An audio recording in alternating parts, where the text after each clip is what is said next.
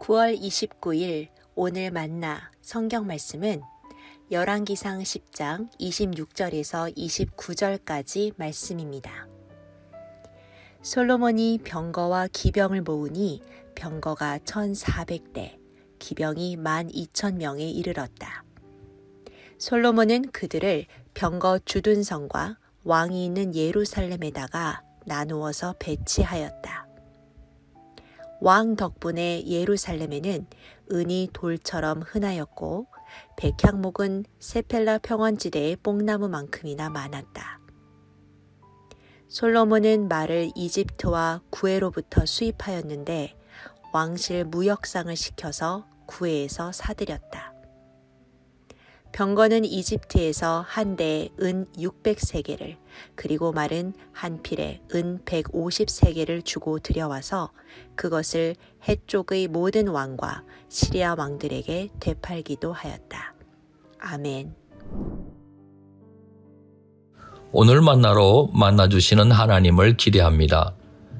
추석 명절을 보내고 계시는 우리 성도님들에게 주님의 풍성한 은혜가 넘쳐나길 축복합니다. 하나님께서 솔로몬에게 주신 지혜와 부귀 영화는 세상의 모든 왕을 능가하였습니다. 이스라엘 남부의 홍해와 북서부의 지중해를 중심으로 해상 무역이 발달했습니다. 아라비아, 아프리카, 아시아 그리고 유럽 지역과 활발한 교역을 펼쳤습니다. 이집트의 준마들을 수입하여 병거성에 두기도 했고 되팔아 이익을 남기기도 했습니다. 그 결과 왕국의 경제가 윤택했습니다. 은을 귀하게 여기지 않을 정도였습니다. 열왕기에는 솔로몬이 이룬 업적과 그 영광이 얼마나 대단했는지 잘 서술되어 있습니다. 그 이름이 갖고 있는 의미와 같이 전쟁은 그치고 평화의 시대가 도래한 것입니다. 스바 여왕이 말한 것처럼 그의 영광은 정의와 공의에 기초한 통치의 결과일 수도 있습니다.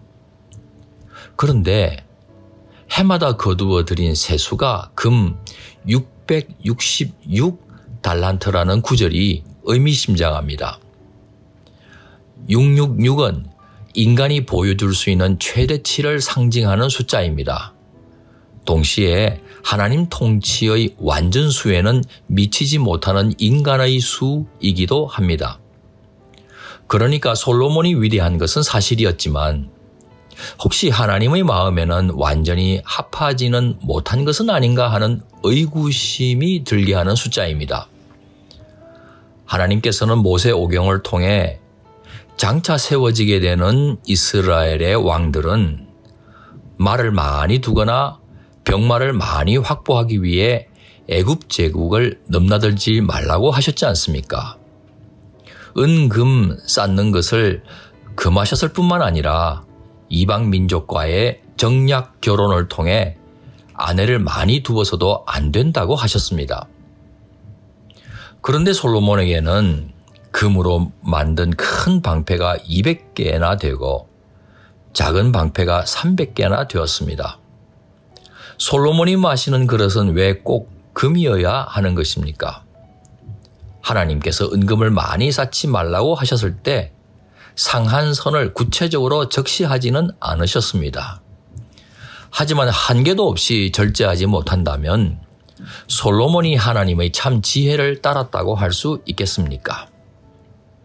솔로몬이 점차 부강해지고 그 명예와 영광을 더욱더 얻을수록 백성의 억울한 형편을 듣고 세상을 정의롭게 다스리고자 하는 초심을 여전히 간직하고 있었는지 의심스러워집니다.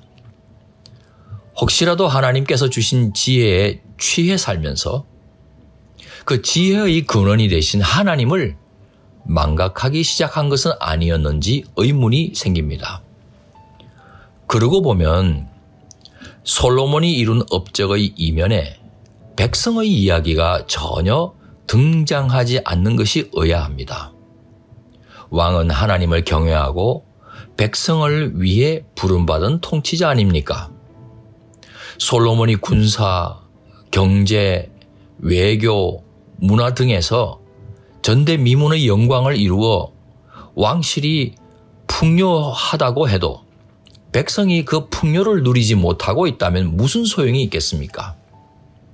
하나님께서는 당신의 백성이 다 같이 평화를 누리고 다 함께 정의와 공의를 누리는 건강한 공동체를 원하십니다. 물질주의는 재산과 권력이 성공의 척도가 되는 세상을 잉태합니다. 구성원끼리 치열하게 경쟁하고 결국에는 승자 독식 사회로 치닫게 합니다. 사회적인 약자는 소외되고 외면당하며 바닥 인생으로 내몰리기 일쑤입니다. 거기에 사람 귀히 여기는 마음이 어떻게 자리 잡을 수 있겠습니까? 하나님 나라에는 내가 어떤 지위에 올랐느냐, 내가 얼마나 성공했느냐로 평가받는 것이 아니라 타인을 얼마나 많이 섬겼는지로 평가받습니다. 하나님 나라는 공동체 구성원 전체가 참 평화를 누리며 함께 행복하기 때문입니다. 나의 성공도 중요하지만 이웃을 섬기는 삶으로 부름받았다는 사실을 늘 기억하는 높은 뜻 성도님 되시길 소망합니다. 기도하시겠습니다.